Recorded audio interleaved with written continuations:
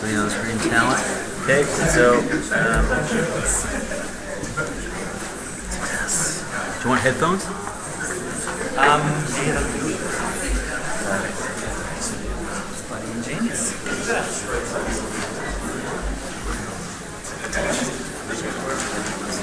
Oh, they're on the seat at the back of there.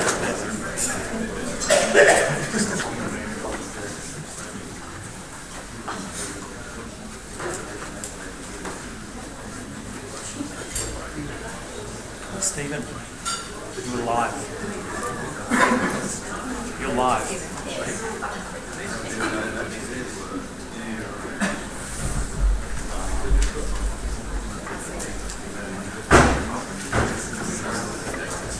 There's seats down the front, so everybody's available.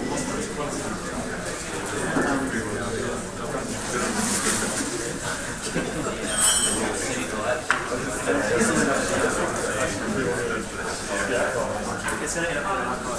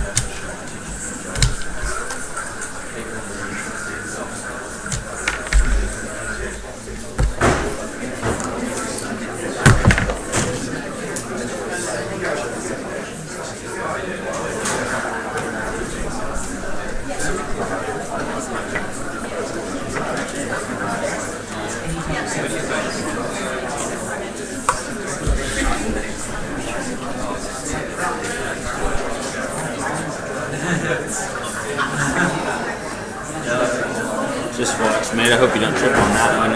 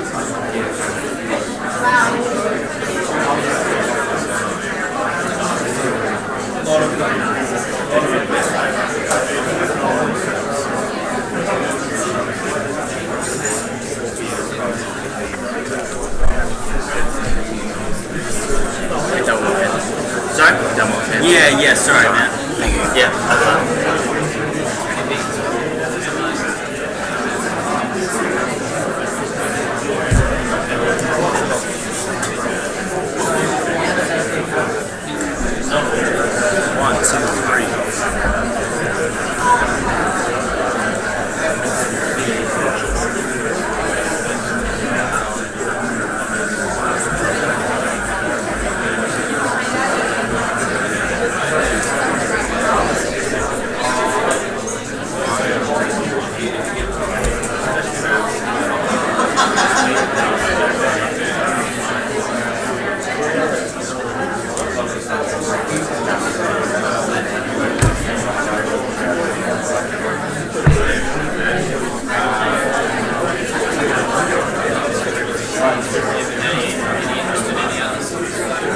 I do some monitoring? Yeah, I couldn't get your thing to turn to. You can plug it directly in your phone. No. So I've got it down to my gear, which is right up to the speaker, so it should be perfect as long as. Well, everything's boosted up anyways. The audio on this is boosted up, the audio on this is boosted up. Could you do me a favor and just tap on top of that mic? Awesome. Yeah, thank you. Are you gonna want to see?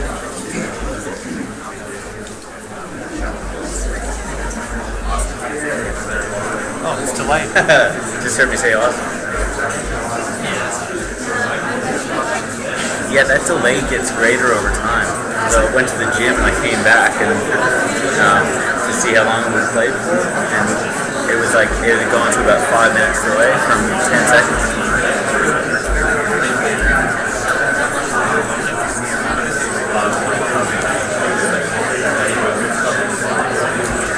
Yeah, I know. I couldn't get it to detect headphones. I couldn't get it to change over. I'll shut it down so. Yeah, let's get it.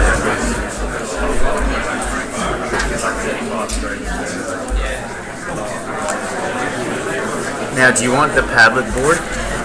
Questions? I'll give Steve all the questions. I'm not going to manage it.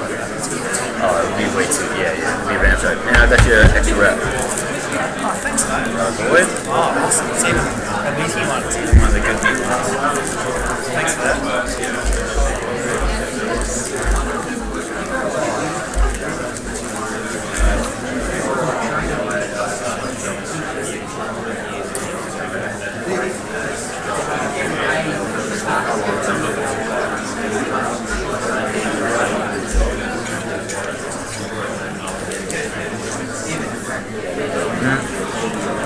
That'll just keep recording. Yeah. I want to start again though. Actually, remember the archive as well. You can slice off the front, slice off the back. You start at 20 minutes in or whatever. This table shakes a bit. Something mindful of. I imagine people are going to be using the YouTube chat. Reckon they will. I don't imagine they will be, but they might.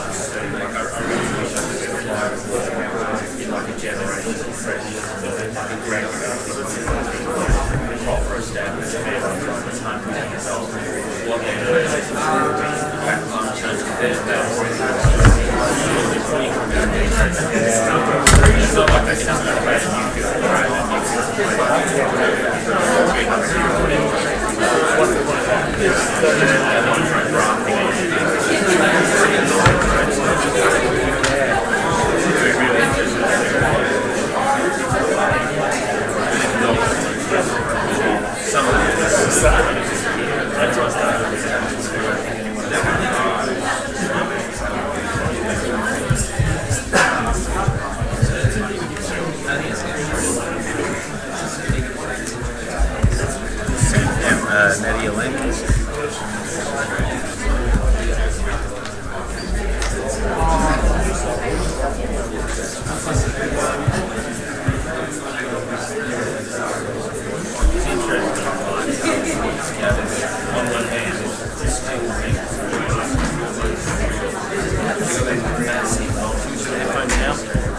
Yep.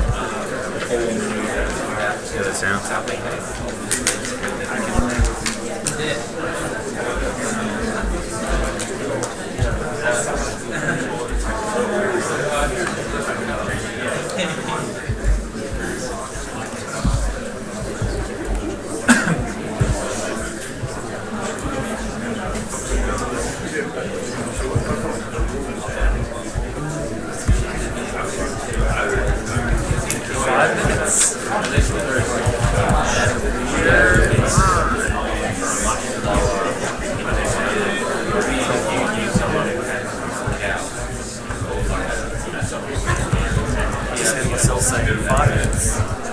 This way I can insult me as well, and you want to know until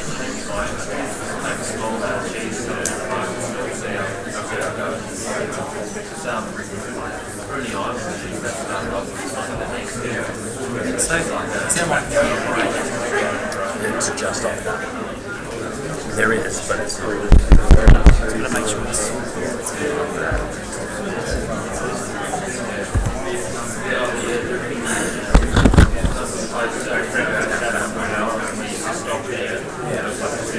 Just making sure, you know when I did that, I just did one part of it. Now, massive operation in cafe. It's coming from both.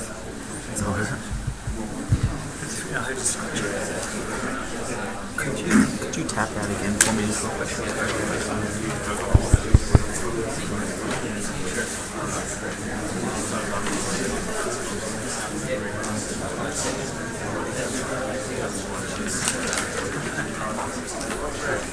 Let's get both. Just yeah, both microphones. Just you scratch that and I'll tap it. It's loud. What did you say?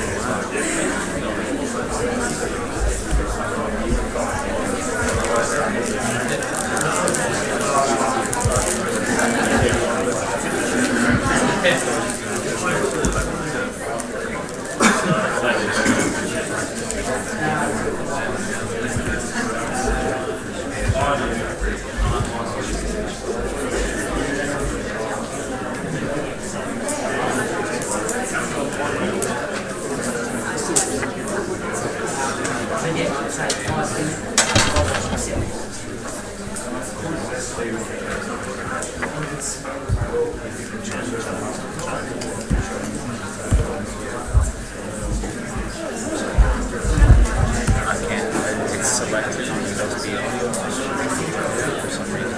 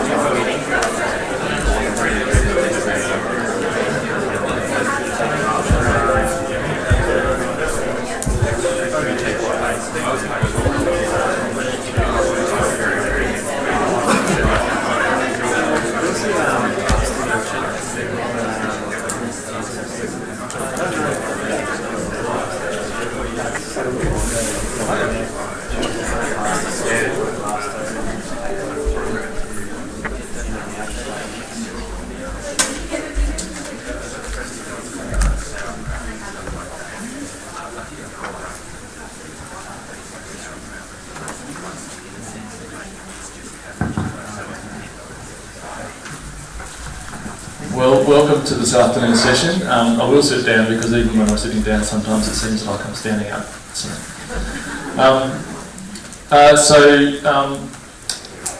This afternoon we've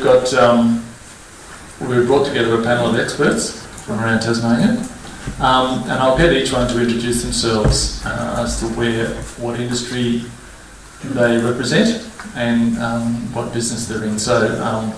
And then we've got. So for the panellists, the students over the last couple of weeks have been posting questions, and then they voted on which questions might be the best to ask a panel.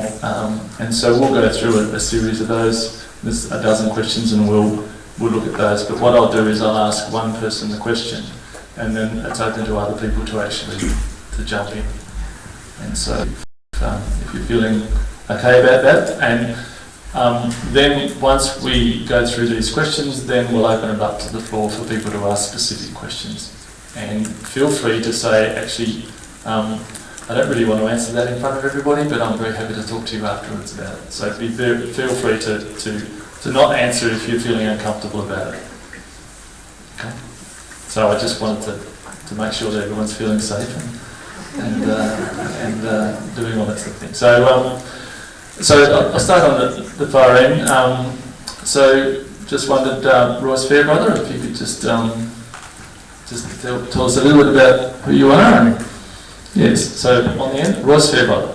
Yes, I'm Royce Fairbrother. I'm the chairman of Fairbrother Proprietary Limited. We're building contractors operating throughout Tasmania and in quite a bit of regional Victoria. Do mainly commercial industrial projects and got a staff of around about 550 odd people. A reasonable mid-sized building. And so, well, obviously, Royce just displayed the fact that you didn't need a microphone because when you're working on building sites, you've got to get your message across from one side to the other pretty quickly. So, thank you, Royce. So the next one is Karina. So, Karina, would you like to? Sure. So my name is Karina Danbergs. I wear a few different hats. Mostly I'm here as part of the fermentation industry. So currently I'm the CEO of an organisation called Ferment Tasmania, which is a collaboration of fermentation industry with the aim of making Tasmania a global centre of excellence for fermented food and drink. The reason I'm in that role is I have my own fermentation businesses. So I make cider at Red Brick Road Cider. We've diversified into gin and vodka with Hell's Gates Gin now. And we also have our own not-for-profit events business that organises food and drink-based community events in Launceston as well. Okay, the next one, Susie, if you'd like to. Hi, I'm Susie Daly. My husband and I have a potato farm at Denali, so we're primary producers, and we have a distillery, Hellfire Bluff Distillery, where we make potato vodka and gin, and just about to make some rum. And I also have a high care kitchen at Sorrel where we make potato salads, mash, flakes, etc. for Woolworths and Coles. So a bit of diversification there. Thank you, Susie. And Ali. My name's Alison Stevie, but everyone calls me Ali. I work with Huon Aquaculture. I've been with Huon for about 8 years now and worn a few different hats as the business has grown. My role's changed and I'm now working in an education-based role, so basically going out into schools, universities, colleges and sort of explaining what we do. Technology's played a massive part in the change in the industry and being able to move out into Storm Bay, into the offshore waters. So we're currently sitting at about 750 full-time employees. I think there was about 350 when I started. So certainly seen some massive changes in the industry. Very good, thank you. So we might, so the first question, and as I said before, the questions for people put a love heart next to it to see whether which questions people thought were a good one to ask. And the first one is about starting a business or starting a business, and what would be different about starting a business now compared to when it was started. So Susie, you might like to start with that. So what's different? What would be different about starting a business today compared to when your business did start? I just think starting a business, it doesn't matter when you started. If you've actually got a passion to start a business, that business is actually built around passion. So, and you've just got to have sheer determination. Of course, you have to have a business plan, etc., and some knowledge, but it's actually tapping into the right kind of people and gathering the right people around you. And my husband and I started growing potatoes 30 years ago with 10 bags of potatoes to what we actually grow today's 400 acres or something of potatoes, but you know, it was started from very, very small beginnings with us crawling along the ground and picking them up in buckets to what it is today. And you'll find that most businesses start out very, very small and then they just grow gradually. Some grow very quickly, but you can't just become you know, a massive entity overnight. Basically, it's just built from small beginnings. So, Royce, would you like to add anything to that?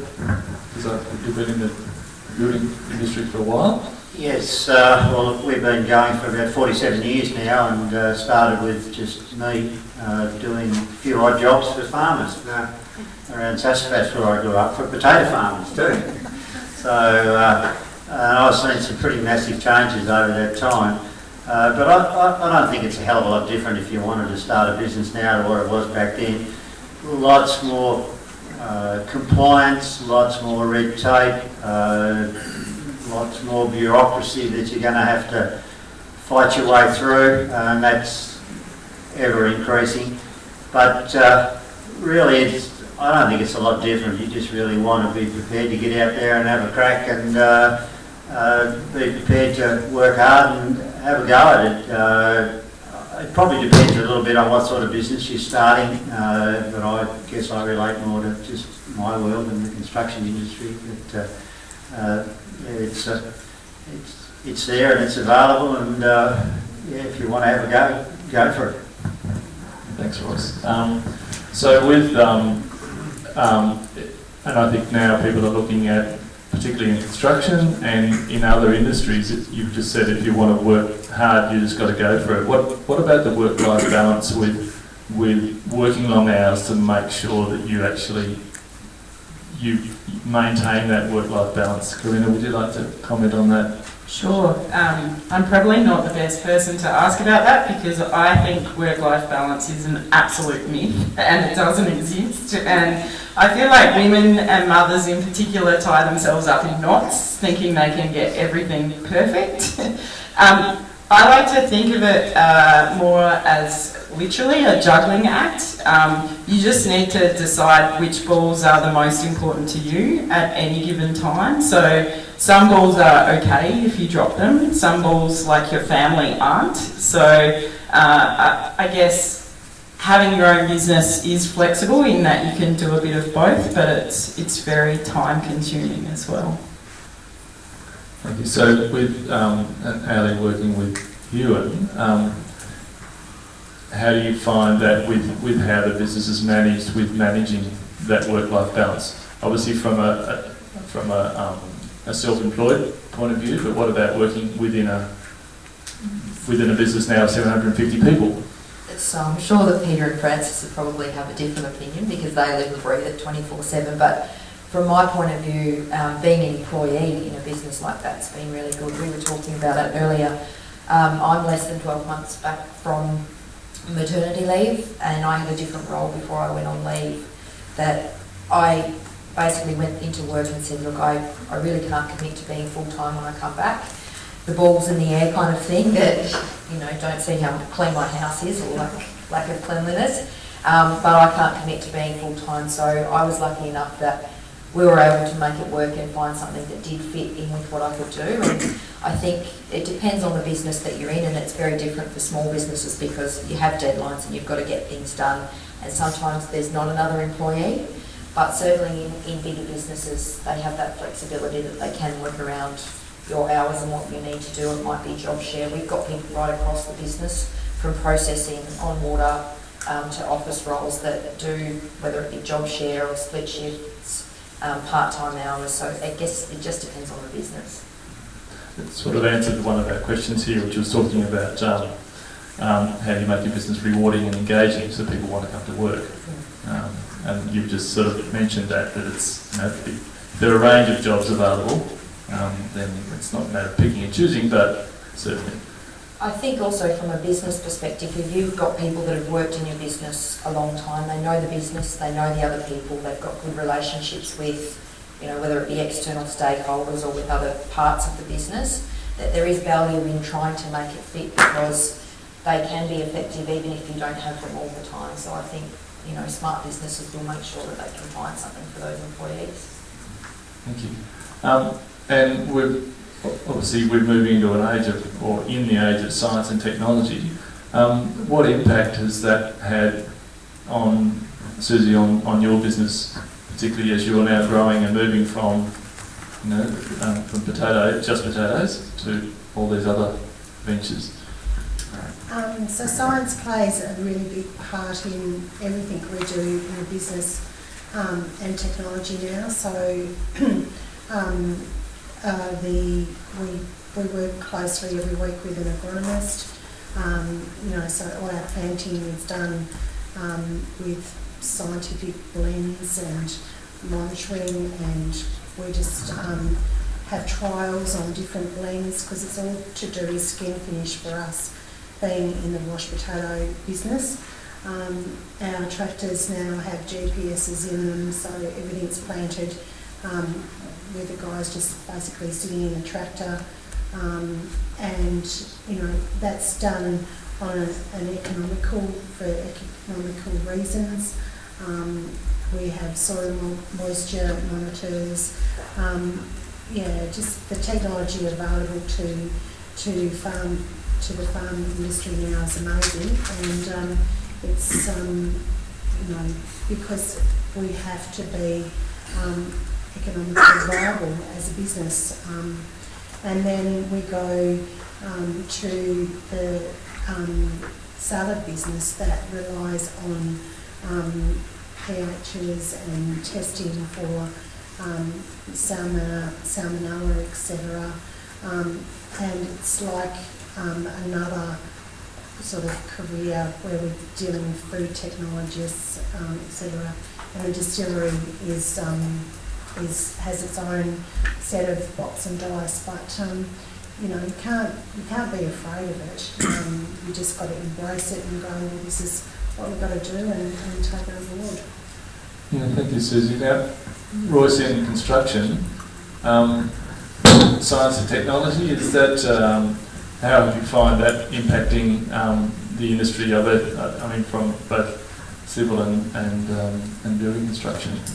Yeah, well, certainly there's been some pretty major changes over my time, starting right from our office side of it, the way we actually estimate our projects now to how we used to do it with a pen and a bit of paper. It's all computerised stuff now and quite sophisticated, down to how we manage projects with putting together a program, just the whole project management side of it. So that's certainly very, very different. The stuff on site, it's certainly changed as well. I think a lot of the heavy lifting that used to be in our industry is going. Still a certain amount there, but it's definitely got a lot easier with things that have been invented along the way to make our job a little bit easier, a little bit not so complex. So that's been a change, there's no doubt about that, but at the end of the day, we still need lots of people with good skills. That I don't see that changing for a long, long time. I don't think robots are quite going to do the stuff that our people do, and I think we'll still need dash good tradesmen for a long, long time. I think you've highlighted something there, Royce, about the science and technology doesn't matter how advanced it gets. You're suggesting that there's still a need for certain skills. So do you find that in the different industries that people have to be adaptable to move from into this new space? Oh, look, I think that's a huge advantage if you are.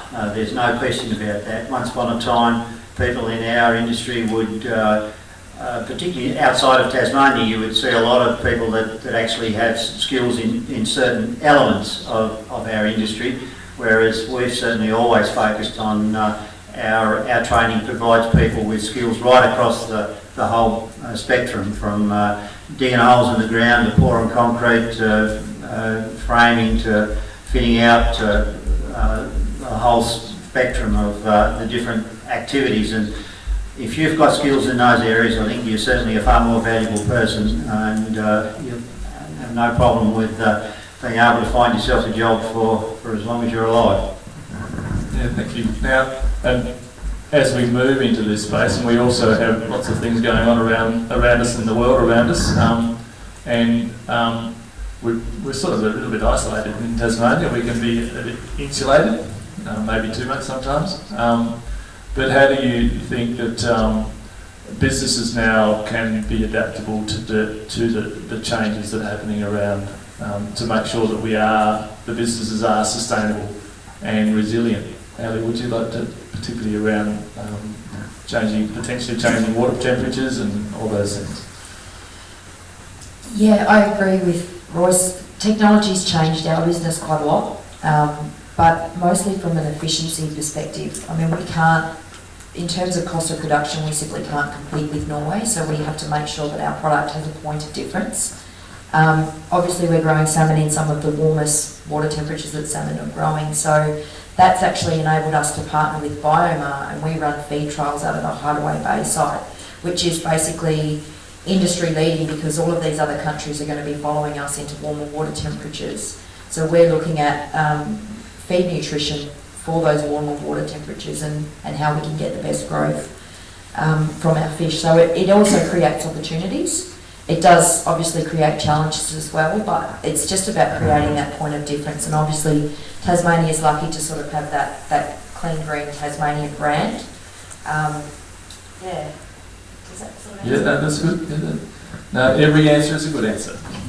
It's the question the dumb question is one that's not asked, and the answer is the same. So because what we've found is that we've got several associate degrees represented here, and already this morning we've found that some things are so that actually happens in your industry as well as ours. And so anything that's said, and hopefully everybody will be looking at this with open eyes as far as, well, it's just because I'm in construction or just because I'm in agriculture doesn't mean I can't. So it's very similar. So it's just a matter of helping our students to adapt and think broader than their industry, and how something in one industry can actually be used in someone else. And as Roy said, that he started a few odd jobs for potato farmers. So, and I guess the benefit of being Tasmania is that we are all connected. There's only 1 degree of separation. But use that as a benefit rather than as a disadvantage. And now it's really good using new technology, and it's great that when your laptop goes flat and then your questions disappear. That's really helpful. Well, I'll interrupt then. So one of the other ways that you can, I guess, you talked about diversification. So one of the other things that you're doing is creating salads, I'm guessing, from what would have normally been beet grade produce. And one of the other things that Huon have been doing for a number of years now is, as we've put a lot of money into research and development to create new equipment, so that might be new pens so that we can go out into those offshore waters, or different IT systems to get more efficient at feeding so that we're not wasting feed. We have actually been able to sell all those technologies. So we're not just selling salmon now, there are other parts of the business that, because we've now got this great piece of equipment or this great piece of technology. So like Roy said, you might be able to get new technology to come in and help you with some of the heavy lifting, but you're still always going to need people. So we still need people to fix things out on the water, even if our feeders are sitting in an office in Hobart and they're feeding fish in Macquarie Harbour, Storm Bay and in the Channel. So there's still lots of arms and legs and bodies doing it, but we've also got a team of engineers that are working on the software, the AI software, to make sure that we're as efficient as we possibly can be. Oh, that's great. And now I'm actually recalling things on my memory, so I'm actually not using that. So that's so it doesn't matter how much technology, you still got to be able to recall. So one of the questions that I did remember reading is about legislation and being able to and what impact is that on the changing legislation and requirements in running a business. Of course, you might comment on. Certainly very relevant in our world. that's been one of the major changes, I think, over my time, and it is a huge headache for us. The ever-increasing red tape, the compliance issues, the complexities of managing through a whole planning process is just to the point of being ridiculous and very, very challenging. In some ways, I think it's probably for us as an established company, it can be a plus. Still damn frustrating, but it can be a plus, because if you are someone starting out and trying to wade your way through that, it'll drive you mad. Yeah, just a whole different world, and I think it's well gone mad in that regard. We've really got to have a good look at ourselves and figure out how we make things back to being a little bit more simpler and being able to get on and do it. The amount of money that it adds to doing stuff is significant and very frustrating. So Karina and maybe Susie might comment on the impact that legislation or having to, particularly with, and Susie, you'll comment on this later about food prep and so forth. Well, in alcohol, which is a very specialised area, you just spend a lot of time talking about taxation and taxation law, which again I've done already today. It's the biggest hassle for us. Cider doesn't really fit anywhere properly, so much so some of the laws that we're operating on go back to Federation, so they don't fit modern business particularly well.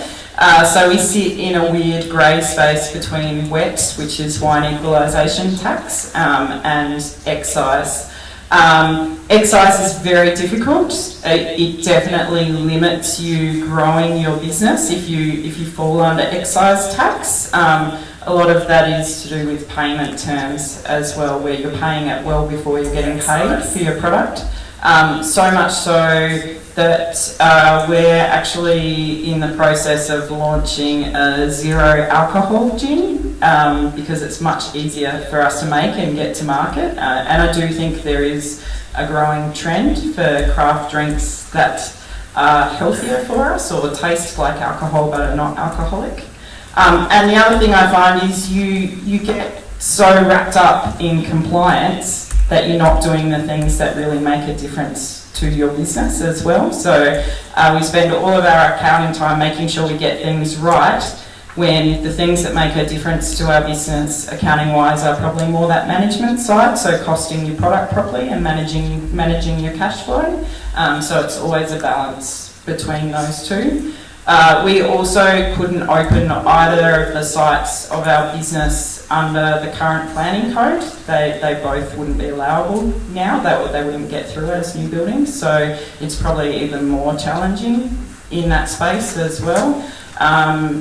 Definitely you need to talk to people who know what they're doing in this space, because it's really tricky. Yeah, thanks, Karina. Obviously now moving from gin and vodka, but also moving into the food preparation, how do you manage the compliance and the regulations in moving into that new space for you now? Firstly, on the farm, the compliance to farm is at times quite tough, because people are moving out into the country areas and building alongside farms, and they expect country life to be quiet, and we've had a very dry year, so it's dusty, it's noisy, we have pumps running with irrigation, we have to harvest and that sort of stuff. So as far as farming is concerned, and at times that can be quite challenging, because people don't quite understand that cows can moo all night and carry on on a moonlit night and things like that. And with the potato salad business, the compliance there and the testing is very, very strict, because you're dealing with life and death basically. So the rules to make sure that you've got safe product on the shelf black and white, and you have to be across it all the time. And one of the struggles that I have with a business is that they can sometimes bring in rules and you're not aware until after something's actually happened, basically. So you really got to be on your toes all the time because there's a lot of compliance out there to adhere to. Thanks. Sorry, on that, there's a very good government website that helps you with that, especially for small business, which is ABLIS, which is ablis.business.gov.au. If you type in your business and spend about 10 minutes answering questions about what sector you're in, whether you have cooling towers, it will give you a PDF that links to every bit of Australian legislation from council through to federal that applies to your business as well. And Ali, I think from your role in the business, obviously it's had an impact for you in the training. Can you just elaborate on how that works for you? So I initially started with Huon Aquaculture as a diver, and after a couple of nice cold winters decided to apply for an internal advertisement, which was a training officer, which basically, because of the growth of the business and all of the compliance that was required, it became an administrative task to make sure that we had copies of certifications for everyone, that people that were driving boats, forklifts, trucks, whatever, had all of the right tickets that they need. So there was a lot. Obviously we've got a massive database that's trying to track all of that. We've actually got a WHS department which is chasing all of that down, and all of the other side of things, the safety side of things, but we've got our learning and development team that are predominantly focused on making sure that our people are compliant for the roles that they're trying to perform. And I think one of the reasons I got the job was because I'd already been in the industry for a number of years.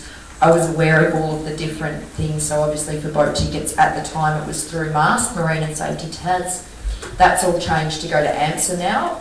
And again, new rules came in that were developed in Canberra by people that don't work on boats. And so it was trying to make that fit to what we actually have to do every day out there on the water. So there's every different department, and even within the business, obviously we have our processing facility up at Parramatta Creek, where the requirements for staff there, because they're food handling, it's much like Susie, it's completely different to what someone at one of our hatcheries or out on the water would need. So it's just making sure that we have that paper trail to say that all of our staff have been trained, inducted for whatever it is the role that they're doing, to make sure that if there is government requirements for licensing, that's all done as well, and it's able to keep that database up to date so that if something does go wrong, you can say, well, we did everything possible.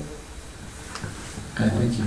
Now this one's quite specific to the building industry, but I think it's actually, it can be broader, because where Tasmania sits, it's talking specifically about the latest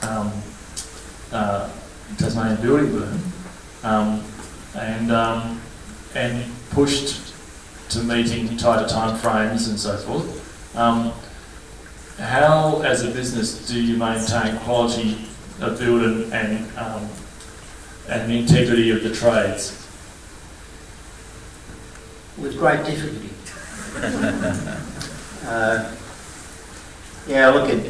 That's certainly a trait in our industry, is people want it quicker and quicker, and there's never enough time, and you're always compressed and trying to do it much faster and looking for ways to do that. That in itself, I think, is certainly pushes you to be a little bit inventive and look for ways to do stuff better and quicker, and that's how we grow and develop.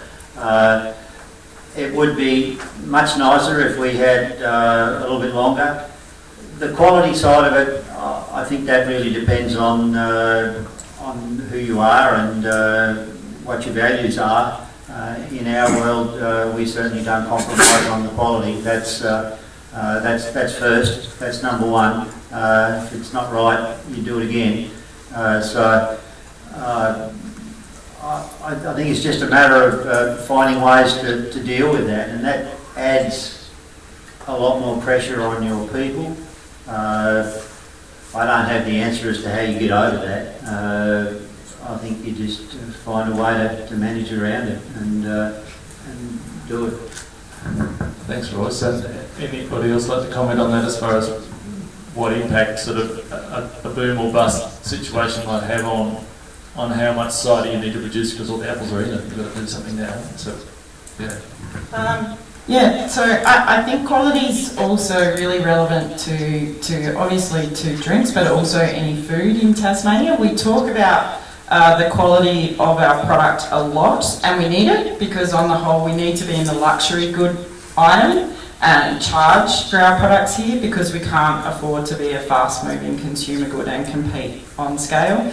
But in our industry, what we get wrong sometimes is that quality is always in the eye of your customer. So quality only matters until you've met your customer's needs. If you keep quality costs time and it costs money, so if you keep adding quality, which you have the tendency to do when you care about your product, and the customer doesn't care, that's actually waste in your business, which is a controversial opinion, but a very, very important one. The other ways to maintain quality and also maintain that boom and bust cycle are to diversify. So it's always swings and roundabouts in our industry.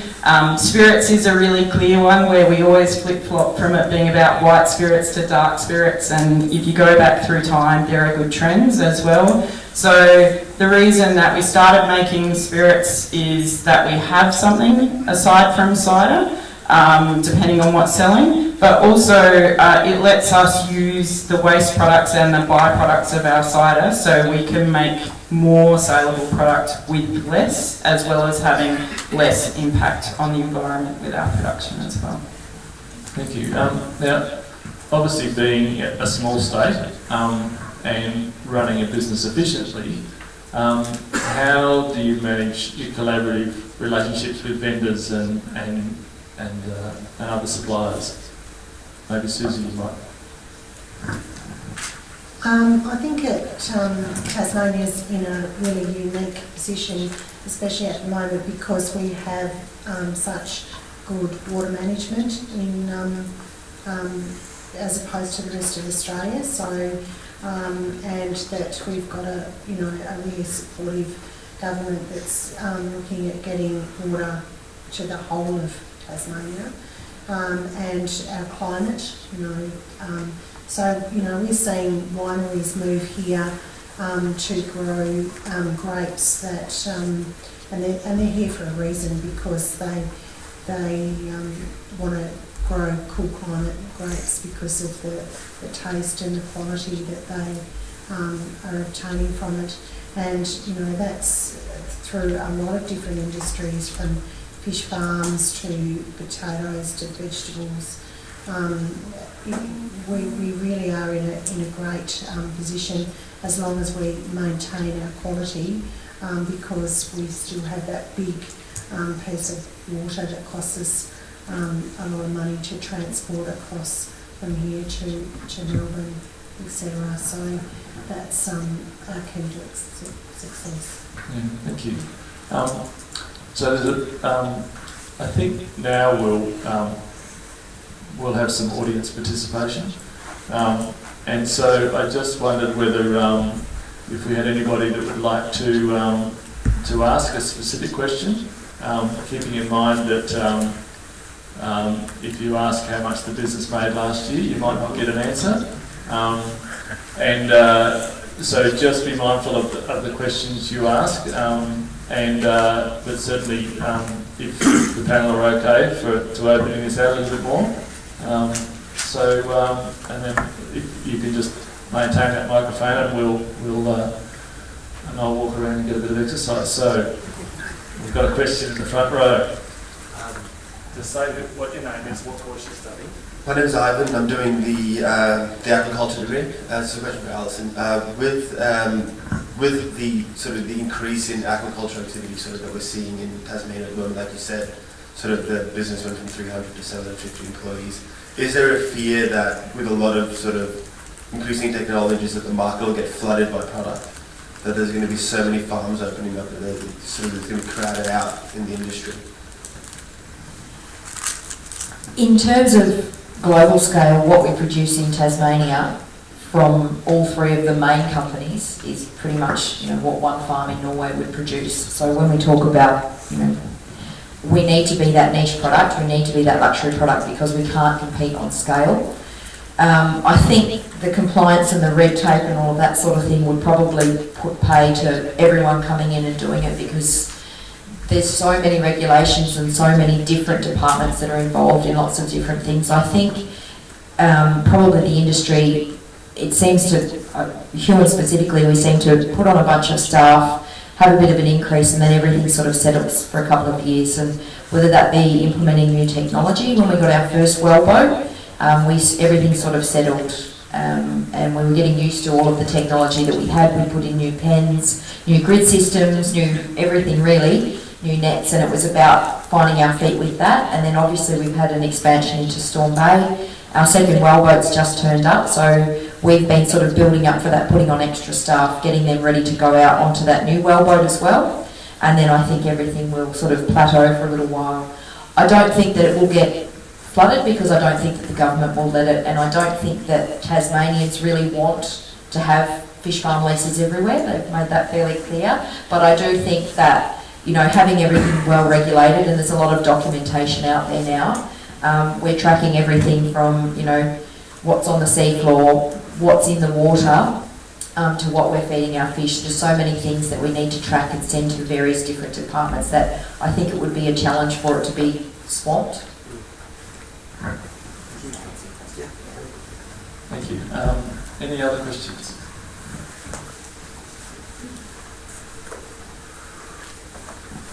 Again, just if you could say your name and the course you study.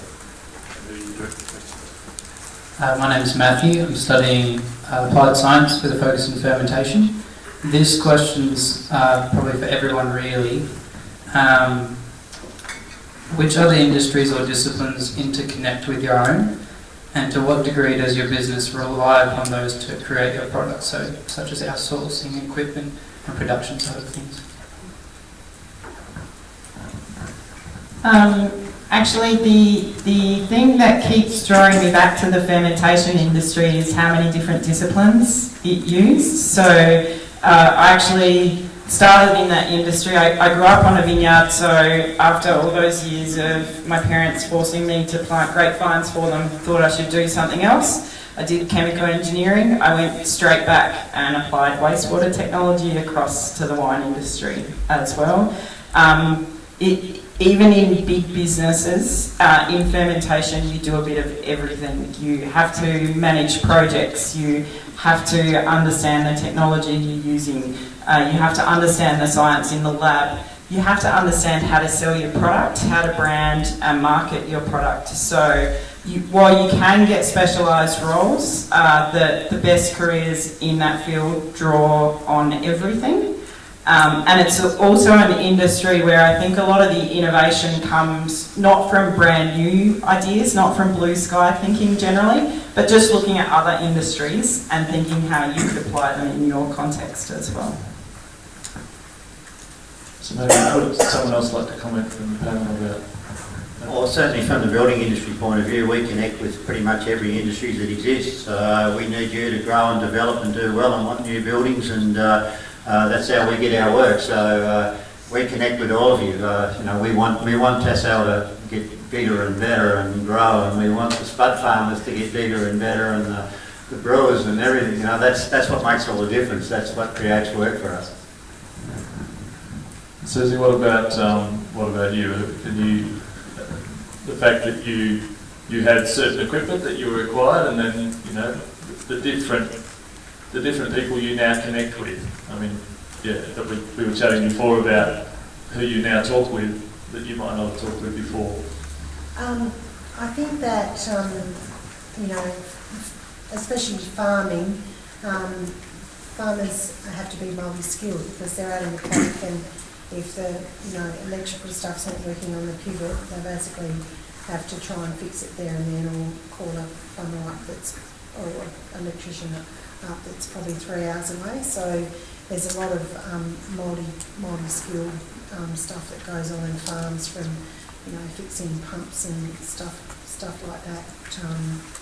mechanical and not only just farming. So my suggestion to any of you, whatever you're doing, is to try and get out into whatever you're thinking and getting a bit of work experience or whatever it be, because the job that you might think as you know, a builder, for instance, might not be what you actually think it is, because there's reasons that they do certain things in the jobs. But yeah, connecting with the right people, from food technologists to food scientists to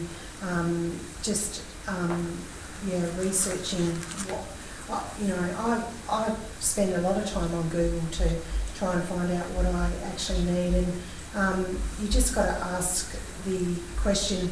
When I first tried to make potato vodka, I couldn't get our methanol level down low enough because you're actually extracting alcohol out of potatoes. And we were to launch at Agfest, and my daughter was screaming at me saying, "Mum, you have to tell Agfest we won't be there, we can't get it down." Anyway, I was down at the distillery at 2 o'clock running it through the still, trying to figure out how to make it low enough. And I got on the phone and I rang a guy who was a distiller for Chase Distillery in London, and he picked up the phone and I told him my story, and he said, "Well, I want to tell you the answer." He said, "My partner will kill me, but I'm going to tell you the answer." And he told me what to do, and it was instrumental to us making the vodka. So I'm probably trying to say, you know, never be frightened to ask. You know, and just keep asking, no matter what you do. Thank you, Susie. I think it's a great question, because helping students to understand that just because they've got their own specialisation or industry that they're interested in, it doesn't mean you're not connected with something else. Our son, he wanted to go straight onto the farm when he left school, and we just felt like it was the easy answer for him. So he actually did his apprenticeship with Fair Brothers, and he's so, you know, he spent 4 years in the building industry, and he learnt how to work in a team. He learnt that they worked every Saturday because they had a lot on. He learnt a lot of political stuff on big building sites. He learnt to work with a lot of diverse people, and he had a boss, and he had to turn up at 7 o'clock every morning, and it was instrumental for him coming back onto the farm. Apart from, you know, he can, you know, do a lot of stuff in the building trade, and he will always have that. But he, you know, he's a farmer, so. But the building trade taught him the lessons in life. Thank you, that's great. Any other questions? So one from this side. And then I'll come to the front. I'm Ryan, I'm doing fermentation. Just one for Karina. You spoke about collaboration before between fermenters. Do you find in any way like you sort of tread on each other's toes in any way? And conversely, what sort of advantages do you find from that collaboration? It does vary a little bit which industry you work in fermentation as to how well you collaborate. But coming from wine, the wine industry is highly collaborative. In Australia, there's probably 2 degrees of separation tops between all winemakers. When I went through, there were only 2 universities you could study it at, so you instantly had that relationship with everyone. The thing that we understand really well in fermentation, I think, is we understand where it's competitive and where it's not. It's only competitive when you get to the marketing, selling, distribution side. I could literally tell you exactly how I made my cider. I could give you half a batch of apples. If you take it back to your place and make it, it is not going to taste the same as mine. that makes it very easy for me to collaborate with you and tell you what I do. So I think all the best people know that, and hence my experience in that industry is exactly what Susie described. If I do something new, I was going to say I don't read journal articles, but I harass Robin all the time for journal articles, so that's not true. But pick up the phone and talk to people. That ask them what they do, ask them what they did wrong is where I've learned a lot of things as well. And think about, especially if you want to start your own business, how you can use that as well. So in our business, we bought our first labeller by splitting it 4 ways with 3 local wineries, so we could actually get some automation as well. And obviously my whole job at Ferment Tasmania is to try and help industry to collaborate to achieve more. So. Yeah, thanks, Karina. And it may be that you might collaborate with different businesses. We collaborate really well with people in different industries because then we're not competitive against one another. So that's the best way that I've found to actually, because they're basically doing the same thing but with, you know, cheese or something like that. Yeah, so looking at which we'll come to that in a little while about skills required across industries and how similar or different they might be. So there's a question down the front here. Hi, I'm Lee Tate and I'm studying the Applied Business degree with the Tourism and Event Specialisation, so my question is directed at you, Karina, with your events business. I've been trying to think how to word this. Like, what were your struggles in starting that business, and like what drove you? Because like you originally had your cider business. Like, what drove you to have a little side? Like, is it just a smaller side business? Like, what are your struggles? And, I don't know. How do you manage both? The struggles that we have is I applaud anyone who does event management for a living because it's really hard and you're really underappreciated, because if you run an event really well, everything's seamless and people don't notice all the work that you did behind it as well. It is a hard industry to make money in, which is why, as I mentioned, ours is set up as a not-for-profit. And we do it collaboratively with another business, which is Scotty Hill Wines. The main reason that we did it is we took over a night market in Launceston that a government organisation was going to stop running. And at the time I was just really annoyed about everybody sitting back in Launceston complaining about everything that happened in Hobart and nothing happened in Launceston. And we just thought to ourselves, you know, we can either sit back and ignore this, or, you know, in our very small scope, we can step up and do something. So we're attracted to the fact that food and drink throughout the ages, they bring people together. Like it's about that connection. We talk about breaking bread. So that's the bit that I really love about making food. And so we wanted to do that in a more public forum and give back to our community as well. Thank you. Now, I had another question over here. Any specific questions from Service Department Technology? Hello. Hello, I'm Shane Berman and I come from the Applied Technologies in Cybersecurity. And this is sort of directed to all of you, or anyone that's comfortable to answer this. From where I come from, I see a lot of businesses using a variety of software across every single part of their business. And one of the big things I see there is there's security issues when they're trying to communicate different parts or different bits of information through that software. Where does the security consideration come in for that? Or are you aware of the fact that information may be leaked through that at all?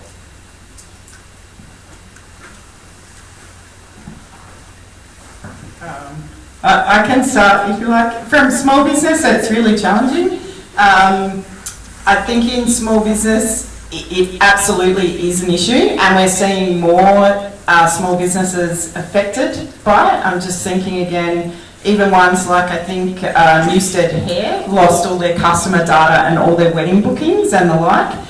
On the whole, in small business, we don't tend to think about it until it's a problem, because we do one of two things. We decide it's not an issue for us because we're not a tech business, which is not true, or we decide that cybersecurity is too complex and we put our head in the sand and worry about everything else that we have to worry about. I think it's more of a challenge. I think people who can address this, both in technical specialists, are going to be more and more important going forward. But I also think there's a really important role for people who can translate it for different industries and different sized businesses, so they can take advantage of that knowledge before they have an issue is important too. Royce, would you like to add something to that? Well, yeah, we're a simple answer. We employ a team of geeks like you. It's not my area of expertise. Keep studying and learn heaps, because there'll be lots of opportunities for you when you get out in the real world there. It's you're in need. So I think that's great, Royce, to understand, and I think that's the important thing for industry, to understand that there is a need.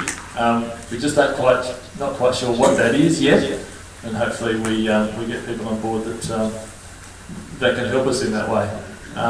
Would anyone else like to add anything to that as far as the cyber security and for businesses?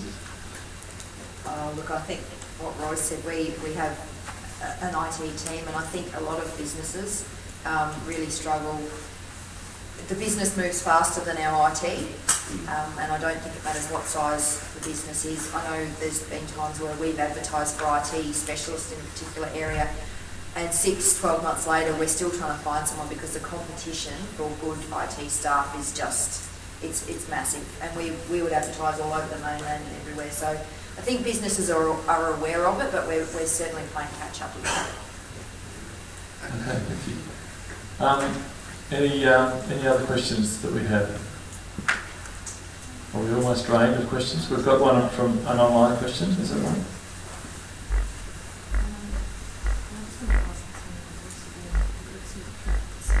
Yes. Yeah. So you talked about the hours that people need to spend working, and particularly I think this is more related to the construction industry, about the long hours that are required. Is that right? Is that the one I'm talking about? Yeah, so that was, and I think Karina, you talked about the work-life balance, but Royce, with the building industry and the fact that it is a boom and having to work long hours, how do you help people manage that work-life balance, and as well encouraging younger people to come into the industry if they see the old man working long hours and think, no, I don't want to do that? So how do we manage that in the construction and civil industries? Look, I think if you're an employee, I don't think it's all that bad. If you're the boss, it's bloody awful. If you're in management, it's a lot more pressure on you, that's for sure. But from an employee's perspective, our employees would work a normal 38-hour week. There are overtime opportunities if you want to take it up, but you've got an option. You don't have to work overtime if you don't want to. It does help to pay the bills. So I don't know that it's that big a deal from an employee's point of view. It is from a business trying to get a job done, where you're trying to encourage your people to put a few extra hours in. But to be honest, we've never had any real problem with that. We generally find that there are any amount of people that are keen to put a few extra hours in. It pays pretty good, and I don't see it as being a major issue. But from an employer point of view, the work-life balance bit we talked about earlier, and that's a myth. If you want to grow a business, forget about I'm not sure what the balance bit is, but if you aren't prepared to work, then it ain't going to happen. There's a huge amount of opportunities out there in our world, but every one of them's got work clothes on. none of them are going to drop in your lap. So if you want to go out and do something on your own, then I think be prepared to work hard and work bloody hard, because that's the only way it happens. So a question out of that then, how do we incentivise young people to come into industry when there seems to be a growing right to do things, or right to be paid a certain amount, or right? So how do we actually manage that as the different industries with encouraging younger people into? Yeah, look, I'm not sure I've got an answer to that. I've often looked back over my time and wondered how the hell it all happened, and I flippantly would say that if I'd have gone to university and got a good education, I'd never done what I did. I've been too smart. I'd have known what the risks were and what all the problems were out there, and why the hell would you ever want to do that? So I think a lack of education is probably the best way to approach it. Because I wanted to shut it down now. Well, it's true. I think what you don't know doesn't faze you. You just think you can do it and you get on and have a go.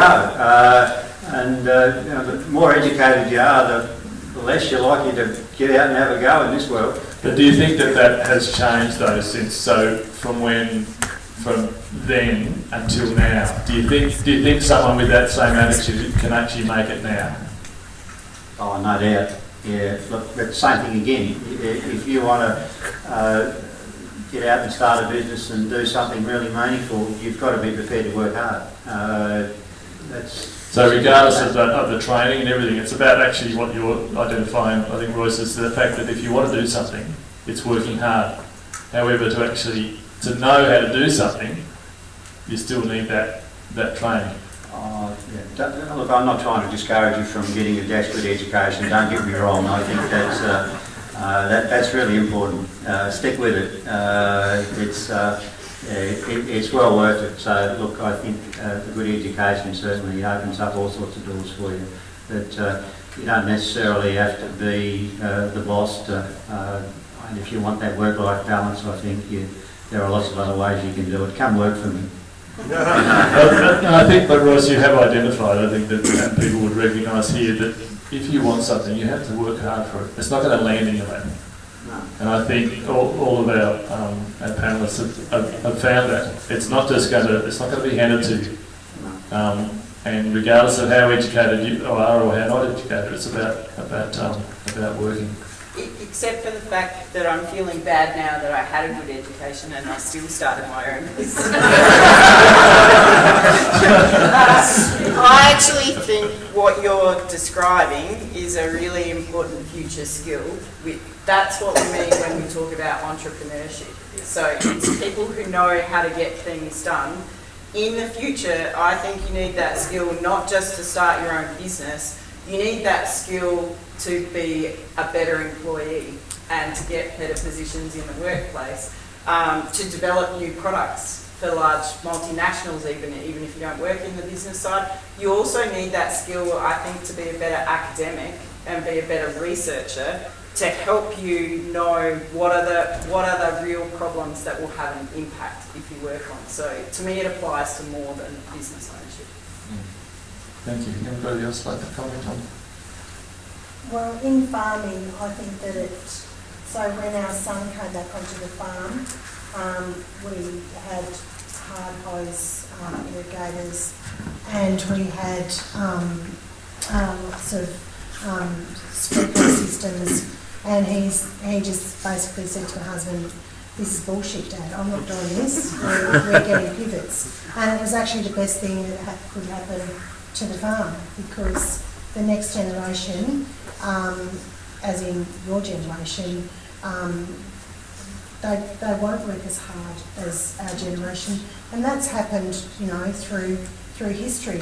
We started ploughing paddocks with horses, and now it's done with tractors, and we have to be more efficient. So we're looking at ways to do it more efficiently to cut down labour, and that's happening in every industry that we're doing. Thank you. You've got a question? It's a quick one to all the guys on the panel. What do you sort of see the university's contribution being to your individual kind of businesses over the next 5 or 10 years? You know? What can the university do for your individual business applications in the future? I'm trying to work with the university to try and get certain skill sets out of them without doing degrees, basically. So if we can tap into, you know, stuff that we need to know about food technology and about farming and stuff without, you know, committing to a 4-year degree, so that we can get in there and get what we want, then I think that will help all of my businesses, basically. So we'll pay you later to the 2-year associate degree and the 1-year diploma. Yeah, so that's fine. Yeah, please. I think from our perspective, there's a couple of things. Obviously, one of those is research, and there's a whole lot of that going on with what we do with IMAS, some really long-term projects, whether that be on growth, on feed, on kelp, whatever it might be. But the other one, which is probably what I focus more on, is employees, people that actually want to come and work in the industry. One of the biggest problems that we have is our industry has evolved really quickly, and a lot of people don't really understand what we do or quite how diverse the roles are within our industry. So one of the questions before was, you know, the crossover with whether it be different contractors. We have everything from, you know, we're working with transport and logistics companies, we're working with food scientists, right through to, we have 2 trade workshops ourselves, but we're obviously working with a bunch of different trades to get things done. We have hatcheries where we've got a whole lot of pumps and equipment. We have lots of things in salt water and lots of electrical things, so there's always work there. So for us, it's about finding people that want to work in the industry, and whether that's IT, human resources, accounting, marine science, or whatever it might be. And this is why we really like to sort of partner with the University College and UTAS as well, to look at work placements, to actually get people out to say, oh, that's what the industry is. Like you said, try before you buy, because if you think, oh yeah, I want to go and work at a hatchery, it's going to be great, and then you realise that you're actually stuck in a room that's refrigerated, working with water that's 5 degrees, it's actually really bloody cold in there, and maybe you don't like that so much, and you might want to be outdoors. So we see it as, you know, being able to get Tasmanians to come and work in the business. We're in predominantly regional areas, so it's about getting into the schools and the TAFEs, the colleges, the unis, and sort of getting people to want to stay here.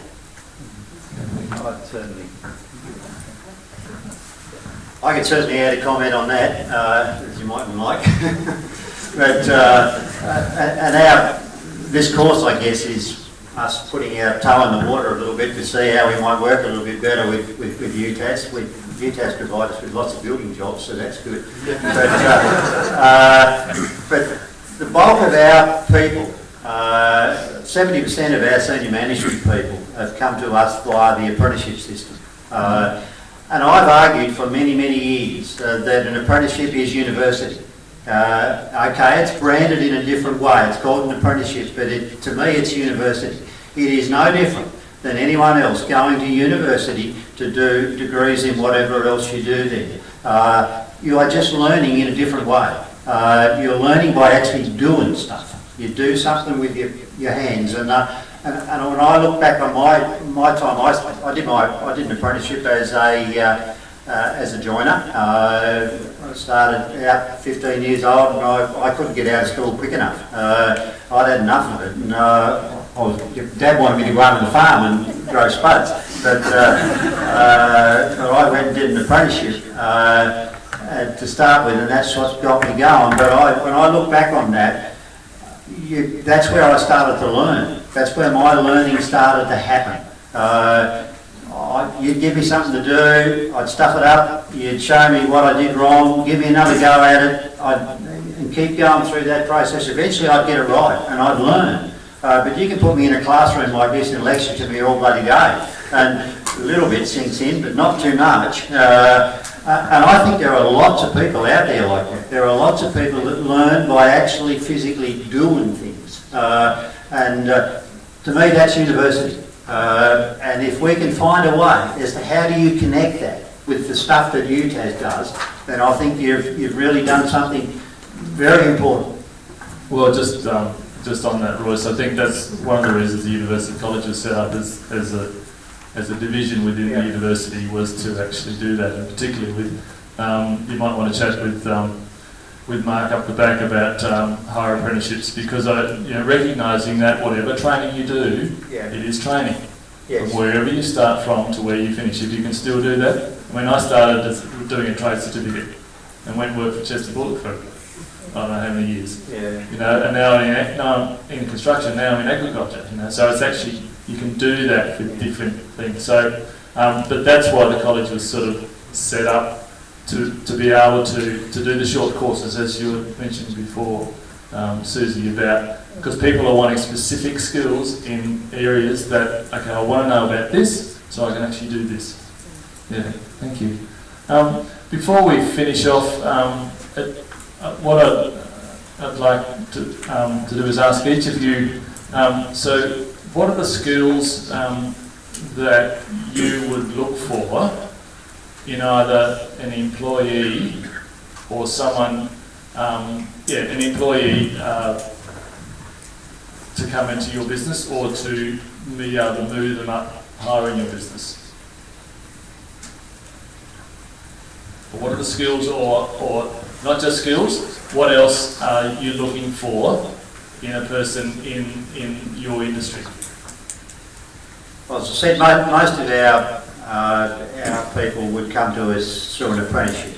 Not all, but quite a large amount do. And one of the key things we're looking for there is passion, I suppose, the desire to want to be a builder, that they've a carpenter or a joiner or something connected with that industry, and that's what we look at to start with, to make sure they're not just out there looking for a job, they're looking for a job that they really want to do, something that really pushes their buttons, and so that's probably number one. I think beyond that, a young person that's got a desire to want to go on and grow and develop and do stuff, a good positive attitude, that's certainly important. I think I look for that willingness to work hard, and if you look at what they've done in their background, you can usually figure out how they are in that department. So that's and a team member. I think you're looking for people that'll be good members of a team, because we very much need people that work together as teams. Their values, I think that's something that's very important, to look at what values have you got. So yeah, lots of things like that. It's not an easy one. It's you'd probably go by I like farmers. I think that farming background's good. But they come from all works of life. Yeah, thanks, Ross. Karina, what do you see as the skills and other attributes of people coming into the industry? Yeah, the biggest challenge we face with employing people at the moment is we find our staff need what are often opposing skills. So we need people with really good people skills and customer service and communication skills, but they also need mechanical and technical aptitude as well. So they need to be listening to even the gas lines, or know how to fiddle with the key fittings. They need to be good problem solvers, because you need to think on your feet all the time in every bit of our business. But they also can't be afraid of a bit of boring and repetitive work, because, you know, we all talk about the fun stuff like yeast cultures or oak barrels, but 80% of our job is cleaning stuff, and you need to do it right and with the right attention to detail. So I must admit, we really struggle to find people with those mix of skills.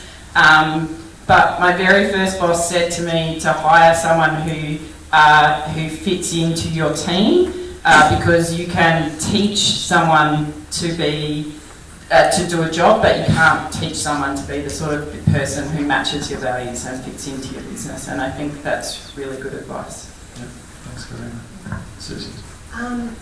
Probably for us it's reliability, and it's not necessarily about age, because I find some of our older workers are actually our best and most reliable workers that we have in our business, and just showing interest really. So that you know, we want people to come to work and actually like what they're doing, because I think that's half the battle basically.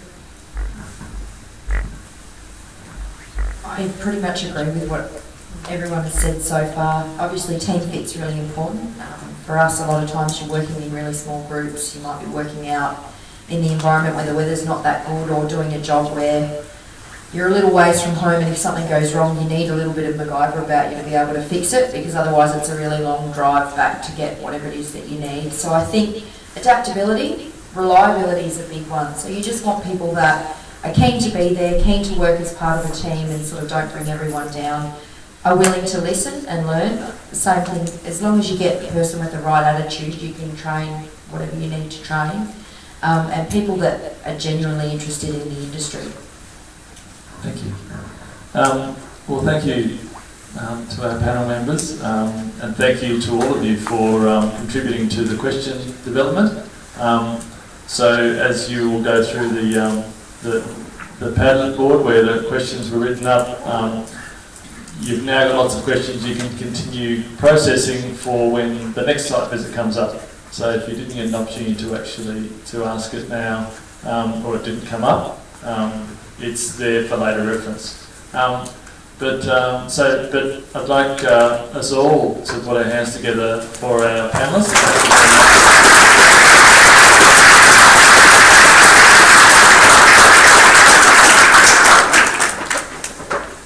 And just as a little so we can't give alcohol because it might not be quite good enough.